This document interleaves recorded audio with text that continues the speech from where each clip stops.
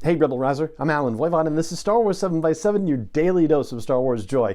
And thank you so much for joining me for it. So, there's a little bit of confusion I guess I'll sort of clear up, or at least I'll just tell you about the confusion situation. But Kenin Elias-Reyes, who is the narrator for Battle Scars, has been credited actually under a couple of different versions of his name. He's been Sean Kenin in some audiobook recordings, he's been Kenin Elias-Reyes, excuse me, in other recordings, and then the full Kenin Elias-Reyes in Battle Scars, for example. So he's actually done a lot of work, and if you're not searching for the right name, you may not discover it all. Now, if you listen to a lot of Star Wars audiobook presentations, then you're probably most familiar with Sean's work from full cast presentations, like the Battle of Jeddah most recently, for example, or Dooku Jedi Lost. But for me, I will always have a soft spot in my heart for Sean because of his work as 000 in the Dr. Aphra audio drama. But he has handled some audiobook presentations on his own. Poe Dameron Free Fall by Alex Segura would be one example, and I think Battle Scars is actually his first adult Star Wars novel where he's doing the entirety of the narration. Now, as I mentioned when I did the review for the book version of Battle Scars, I have not played Jedi Fallen Order, so I am not as deeply familiar with the characters of the presentation.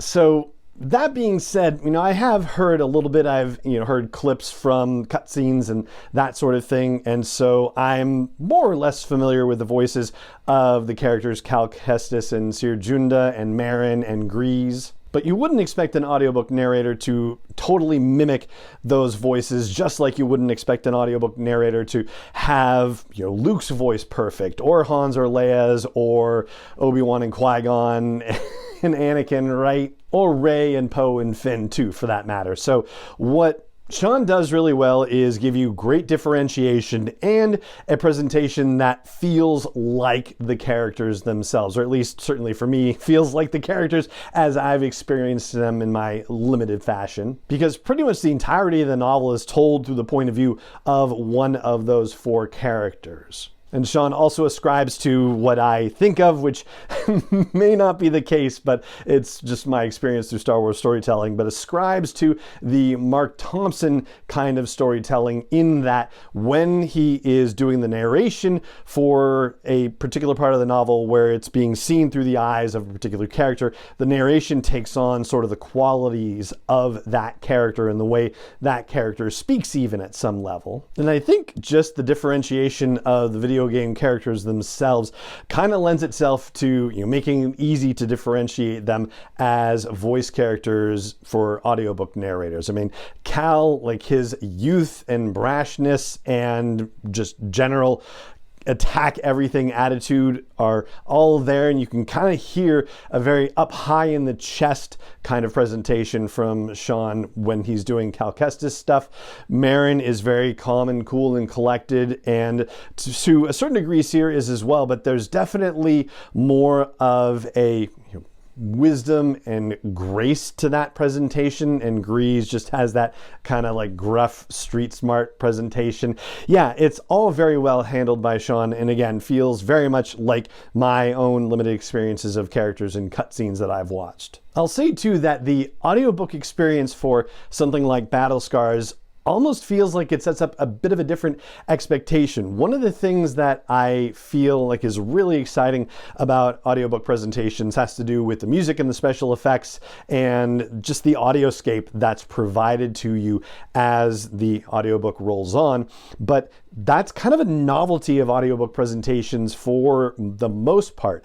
With something like Battle Scars, it's almost like it's an expectation, because if you're considering the source material, or at least the source of the inspiration, there is a lot of background noise. There's a lot of music during combat scenes. So yeah, you're hoping to get something similar to that experience, and you do, thanks to the audiobook production. With other novels, it's as if you're being elevated to something closer to a cinematic performance, whereas this, it feels like, no, the default should be that it has that situation. And it does well. One thing I'll say that's sort of unusual about the music is that I was surprised to hear music cues from the prequel trilogy, like the Phantom Menace, the battle at the end of the movie, the various battles at the end of the movie, or the chase scene at the beginning of Attack of the Clones. That music in here, when I know that Jedi Fallen Order has its own musical score and its own background music composed for it. I don't have a problem with that necessarily or anything. I just thought it was kind of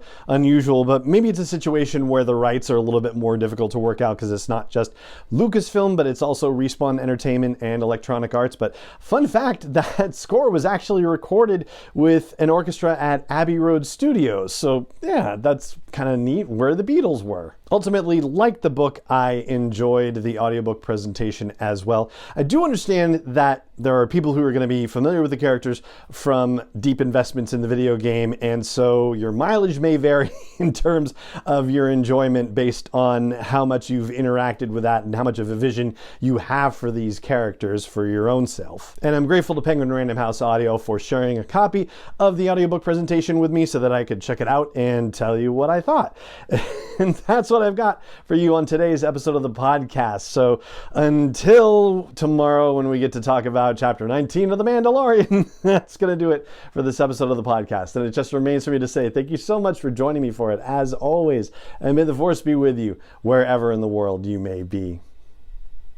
7x7 is not endorsed or sponsored yet by Lucasfilm Limited, Disney, or 20th Century Fox, and is intended for entertainment and information purposes only. Star Wars, the Star Wars logo, all names and pictures of Star Wars characters, vehicles, and any other Star Wars related items are registered trademarks and/or copyrights of Lucasfilm Limited, or their respective trademark and copyright holders. May the Force be with them. All original content is copyright 2021 by Star Wars 7x7. We hope you love it.